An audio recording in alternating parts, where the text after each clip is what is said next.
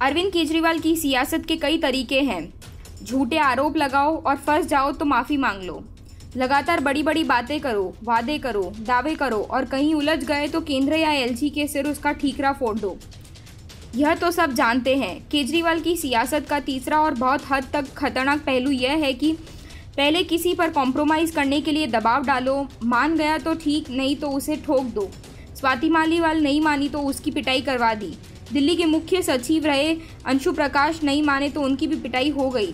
अब ताज़ा मामला पंजाब का है, जहां के पूर्व डीजीपी वीरेश कुमार भावरा को जबरन इसलिए पद से हटा दिया गया कि वे अवैध काम करने को तैयार नहीं हुए।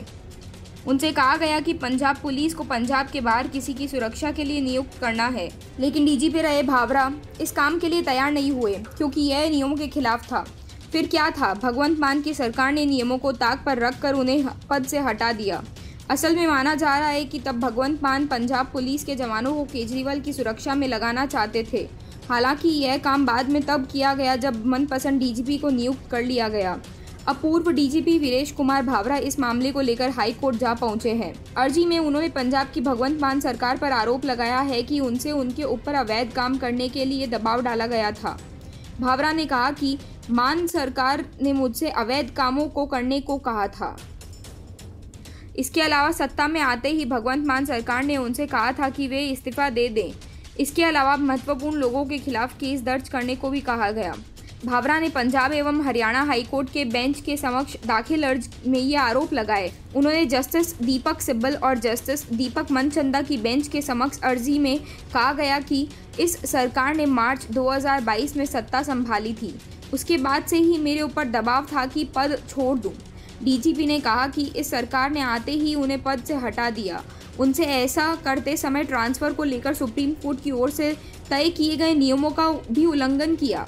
अदालत ने अब केस की अगली सुनवाई के लिए 4 जुलाई की तारीख तय की है। यह अर्जी वकील विक्रमजीत सिंह पटवालिया और सुखमणि पटवालिया के माध्यम से दाखिल की गई। इस केस में मौजूदा डीजीपी गौरव यादव को भी पार्टी बनाया गया है। भावरा ने कहा कि इस सरकार ने जैसे ही चार्ज लिया तो मेरे ऊपर दबाव बनाया जाने लगा कि पद से इस्तीफा दे दूं। ऐसा दबाव महज इसलिए डाला जा रहा था क्योंकि उनकी नियुक्ति पिछले सरकार ने की थी। उन्होंने कहा था कि मेरी नियुक्ति एकदम वैध थी। यूपीएससी की ओर से तय नियमों के आधार पर ही मुझे डीजीपी बनाया गया था, लेकिन उस वक्त किसी नियम का पालन नहीं हुआ।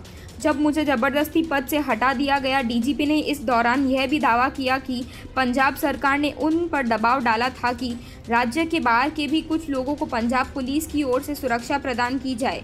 ऐसा करना गलत था, लेकिन दबाव डाला गया। भावरा ने कहा कि इस सरकार को पता चल गया था कि मैं उनके दबाव में नहीं आऊँगा। फिर इन लोगों ने जून 2022 से मुझे हटाने की कोशिशें शुरू कर दी थी। इसके बाद उन्हें पद से हटा दिया गया और बाद में राज्य सुरक्षा सलाहकार के पद पर नियुक्ति दी गई।